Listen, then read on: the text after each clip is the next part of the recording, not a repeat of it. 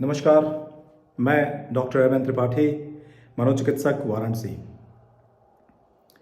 क्या आपने सुना है कि नीले आसमान, बिल्कुल नीले आसमान से बारिश हो सकती है, जिसकी संभावना बिल्कुल नहीं है।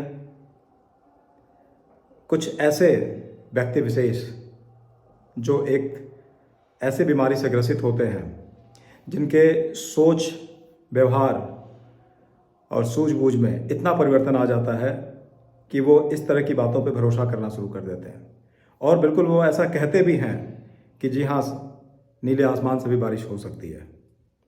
तो ऐसी एक बीमारी के बारे में आज हम चर्चा करेंगे जिसका नाम है स्किज़ोफ्रेनिया। स्किज़ोफ्रेनिया एक दिमाग से संबंधित एक मनोदशा है, एक मानसिक स्वास्थ्य संबंधित बीमारी है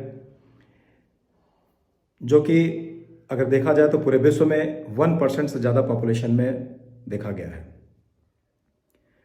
इस बीमारी में ख़ास तौर से ये देखा गया है कि इनके सूझबूझ, इनके बोलचाल, इनकी थिंकिंग प्रोसेस, इनका व्यवहार आम आदमी से बिल्कुल अलग हो जाता है। ये अकेले बैठे बैठे बुदबुदाते हैं, अपने आप में हंसते रहते हैं, किसी ऐसी चीज़ को रिएक्ट करेंगे या ऐसे वातावरण से की अनुभूति करते हैं जो वास्तविकता में एग्जिस्ट ही नहीं करता। ये एक दूसरे के ऊपर इतना शंका करते हैं, उनको लगता है कि उनके इर्द गिर्द में रहने वाले इनको हार्म पहुंचा सकते हैं, इनको नुकसान पहुंचा सकते हैं। तो वो छुपे छुपे रहते हैं या कभी गलती से किसी के ऊपर अटैक भी कर सकते हैं। हम एक दो उदाहरण दे करके आपको समझाना चाहते हैं। मेरे पास अभी कुछ दिन पहले एक पेशेंट आए। वो गाँव के परिवेश में रहने वाले थे।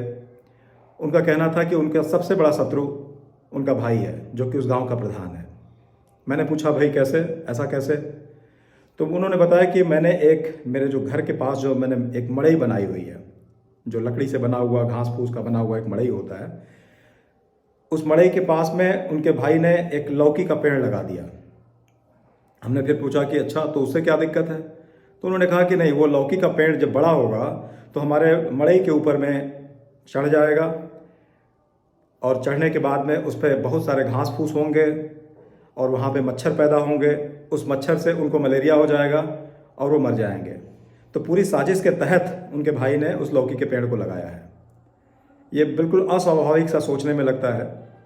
उसी तरीके से आपने एक ऐसे साइंटिस्ट का नाम है जो कि प्रोफेसर जॉन नैश, जिनको कि बहुत बड़े मैथमेटिशियन थे अमेरिका के और उनको नोबेल प्राइज़ भी मिला है। वो भी इसी बीमारी से ग्रसित थे। उनको लगता था कि जितनी सारी जो इन्वेस्टिगेटिंग एजेंसीज़ हैं अमेरिका के, CIA, NIA या और भी तरीके के जो मोसाद, वो सब उनके दिमाग को हैक करने के पीछे लगे हुए हैं।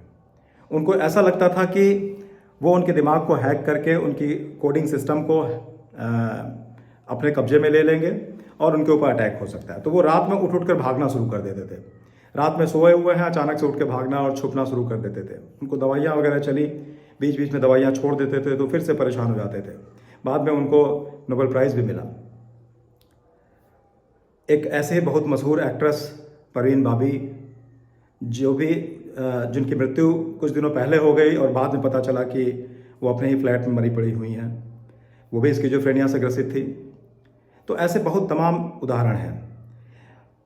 जिस परिवेश में आदमी जिस तरीके के रहते हैं, उसकी सोच और सूझबूझ से संबंधित विकृतियाँ, जैसे अगर शहर का आदमी है तो उसकी सोच और उसकी जो बुद्धि और उसके जो व्यवहार होंगे वो उसके इंटेलेक्चुअल लेवल या जिस तरह की पढ़ाई लिखाई उसने की है उससे संबंधित हो सकती है और उस तरीके के विकृतियाँ देखने को मिल सकती हैं। गांव का आदमी होगा तो उसके डिल्यूजन और हेलुसिनेशन अलग तरीके के होंगे। इसमें ख़ास तौर से जैसे दो तीन अगर देखें तो डिल्यूजन, हेलुसिनेशन। डिल्यूजन में एक ऐसा बिलीफ सिस्टम होता है या ऐसी विचारधारा मन में आती है जो कि जिस पे कि विश्वास करना मुश्किल है। फिर भी ऐसे मरीज कुछ उल जलूल तरीके के, जैसा कि मैंने उदाहरण दिया कि कुछ लोग उनके ऊपर हैक कर रहे हैं या उनका मोबाइल हैक कर ले रहे हैं या फिर कोई ऊपरी शक्ति उनके ऊपर आ गई है या प्रेत बाधा आ गई है। कुछ ऐसे मरीज आते हैं जो कहते हैं कि वो डायरेक्ट सीधे ईश्वर से बात करते हैं और उस ईश्वर की आवाज़ उनको सुनाई देती है। तो इस तरीके के हेलुसिनेशंस हो सकते हैं, उनको रिलीजियस ग्रेंडियोसिटी हो सकती है। अगर देखा जाए तो इस तरीके के मरीज में ये बीमारियां होने की संभावनाओं के पीछे दो कारण होते हैं, जेनेटिक या एनवायरमेंटल। ऐसा देखा गया है कि अगर किसी व्यक्ति को परिवार में ही अगर किसी व्यक्ति को स्किज़ोफ्रेनिया है तो उसके परिवार में होने की संभावना 10 से 20% बढ़ जाती है। एक ही परिवार में अगर मदर फादर दोनों को है तो 25 से 30% की संभावना बच्चे में होने की बढ़ जाती है। उसी तरीके से कुछ इन्वायरमेंटल फैक्टर्स हैं, जैसे कि ऐसे पेशेंट ज़्यादातर भांग, गांजा, तंबाकू या अन्य नशे का सेवन करना शुरू कर देते हैं और वो अपनी कंडीशन को और ख़राब कर लेते हैं। इसमें पेशेंट को ऐसा देखा गया है कि ब्रेन में कुछ न्यूरोट्रांसमीटर्स होते हैं, जैसे डोपामिन, ग्लूटामेट, सेरोटोनिन। इस तरह के न्यूरोट्रांसमीटर की उतार चढ़ाव, ख़ास तौर से डोपामिन का जो लेवल होता है ऐसे पेशेंट में बढ़ जाता है और ये उसकी वजह से उनके में कुछ अलग तरह के सिम्टम्स आने शुरू हो जाते हैं। तो यही हमारा वे ऑफ ट्रीटमेंट भी होता है कि हम डोपामिन को टारगेट करें। इसमें दवाइयाँ एंटीसाइकोटिक दी जाती हैं, ख़ासतौर से लंबे समय तक इसमें दवाइयाँ चलती हैं। दवाइयों के कुछ साइड इफ़ेक्ट्स भी होते हैं, जैसे कि समय के साथ में अगर दवाइयों का सेवन किया जाए तो वेट गेन हो सकता है, लेकिन उसको काफ़ी हद तक कम भी किया जा सकता है अगर अपने दिनचर्या को आप संतुलित रखें, अपने खान पान को स्वस्थ रखें, ठीक रखें। तो इस बीमारी का लंबा ट्रीटमेंट होता है। अक्सर ऐसे पेशेंट एक बहकावे में आ जाते हैं कि इसको जड़ से ख़त्म करना है या झाड़ फूँक के द्वारा ठीक किया जा सकता है, तो वो अक्सर झाड़ फूँक के लिए ओझा और बड़े बड़े बाबाओं के पास जाते हैं। आजकल अक्सर टीवी में या मीडिया में आप देखने को मिलता रहता है कि उन्होंने ये चमत्कार कर दिया और उसके ऊपर से भूत उतार दिया। चूँकि व्यवहारिक समस्याएं ऐसी हैं कि उसको देख करके ही लगता है कि इस मरीज के ऊपर में कुछ ऊपरी या ऐसा कुछ ऊपरी शक्ति का प्रकोप है, लेकिन ऐसा बिल्कुल है नहीं। क्योंकि सारी चीज़ें जो भी भूत प्रेत आपके हैं, जो भी दिमाग में उलझने हैं, वो सब आपके दिमाग में ही हैं और उसी का जो सेंटर है, उसी सेंटर को हम दवाइयों के द्वारा उसको रेगुलेट करते हैं। तो अक्सर ऐसे बहकावे में ना आए, क्योंकि इससे बीमारी डिले हो जाती है, उसका ट्रीटमेंट डिले हो जाता है और आउटकम अच्छा नहीं होता है। तो ख़ास तौर से इसके लिए आप साइकेट्रिस्ट की सलाह लें और इसके लिए समय समय पे उनको बीच बीच में दिखाते रहने की ज़रूरत है। दवाइयों से होने वाले फ़ायदे और नुकसान के बारे में बताने की ज़रूरत है।